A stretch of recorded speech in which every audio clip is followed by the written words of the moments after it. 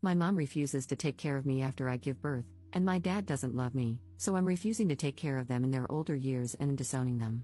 Posted by u/gold_gold217. So, I, 28F, am 30 weeks pregnant with my first child and about to move to another state. My mom has this thing where she takes care of my siblings when they give birth until they recover. She did it for my older sister and my brother's wife, so I thought she would do the same for me. But a week ago, she told me she couldn't because it was too far away. We got into a fight about the whole thing. I told her to get out of my house, and now we're not talking. Before you judge me and say that my mom isn't obligated to take care of me, I'll tell you that it was never about that. I'm the one child in the family that nobody really cares about. My parents always claim they love and treat us all equally, but man, is it obvious that they love me a little less than the others. I always thought maybe I was adopted and that's why they didn't care about me as much. Well, I was wrong because I am 100% theirs. It's always about how my other siblings are doing or how mom and dad are suffering, but it's never about me. It was never about me from the beginning. I am rarely celebrated, even when it's supposed to be my day. My birthdays? Rarely celebrated because mom and dad forgot, or they just threw everything in the house together and called it a birthday. High school graduation party? Nope, my parents had already wasted a lot of money on my big brother's college graduation party, so they couldn't do that, but they would make it up to me. Do you think that ever happened? I'll give you a minute or two. If you guess no, congrats, you guessed right. They share the wedding expenses for my siblings' weddings, but since my husband came from a good family, they didn't have to share wedding expenses, their words, not mine. I have always been the therapist who listens to my mom and dad's rough days or the one who has to help mom because my older siblings have too much schoolwork or because my younger siblings are too young to do that kind of work. They always tell me I'm a good daughter, but I'm never the one they brag about to their friends. I did everything in my power to make them proud, but my achievements will always be below my siblings. I have tried to talk to them about how I feel multiple times before, but all I ever get is a harsh scolding about how I was being spoiled. I hated my life until I got out of that house, but I never had the courage to let go of them, thinking they would change. Well, my mom just proved me wrong. Mind you, my older sister lives a whole ocean away from us, but mom decided that taking a 10+ hour flight to another continent, twice, was not hard at all. But all of a sudden, taking a 4-hour ride to my home is too much? Especially when I'm in a place where I don't know anyone except my husband? I'm so effing tired of them putting everyone else above me. So, I'll make things right between us before I leave because I don't want to end things on a bad note. But once I get to my new home, I'll just cut all contact. I don't think I have the energy to deal with this crap anymore.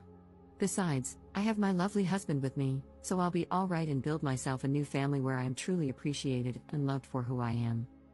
Note, I'm the third out of 5 children. My younger siblings are twins. Notable comments. Commenter.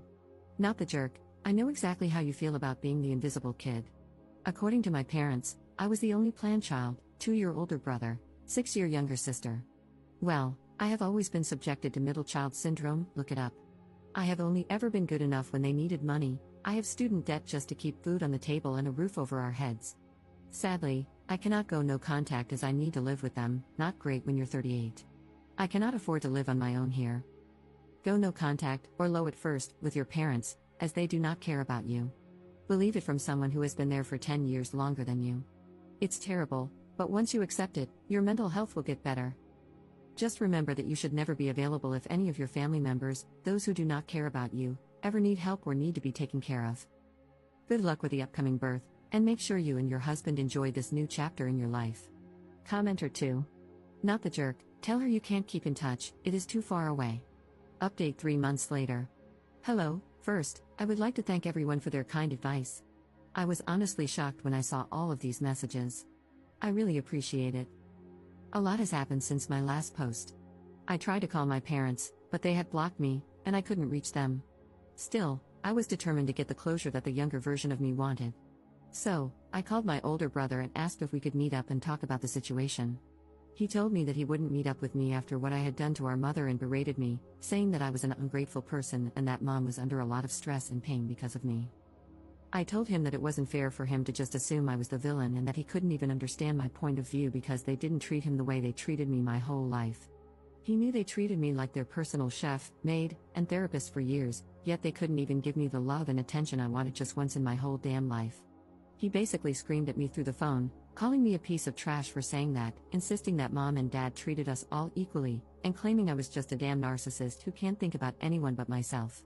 I tried to talk, but my emotions got the better of me, and I started breaking down on the phone. He hung up on me. I even started asking myself if I really was the narcissist my family seemed to think I was. But my husband came to the rescue and helped me through all of this, though the doubt that maybe I was in the wrong still lingered in my head. I guess my brother told my parents that I had called him because Dad called about 2 days later and asked me to meet up at their house. I was about to say no, but I couldn't because his voice was filled with remorse.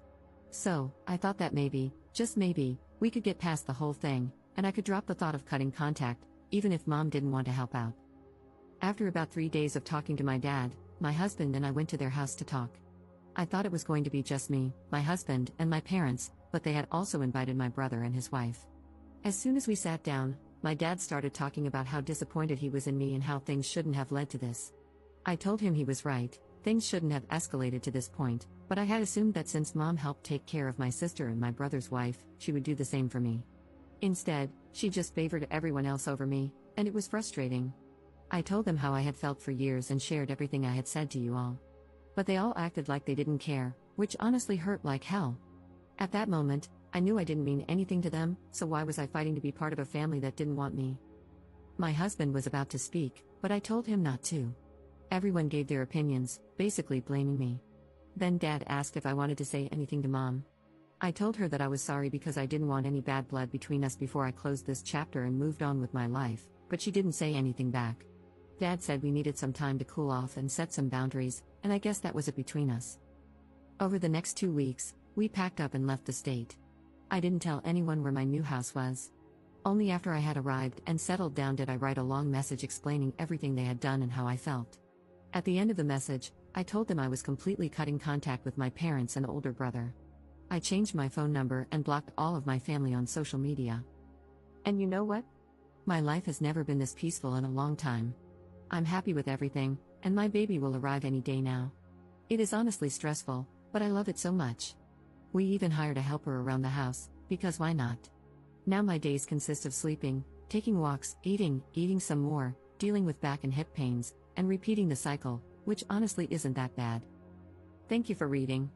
Notable comments. Commenter. You should have never sought closure from your family. It was a bad move, and look what happened. It's clear you're never enough for them, and you never will be. Cut off all contact with the people giving you trouble. There's a difference between being spoiled and simply wanting to be acknowledged.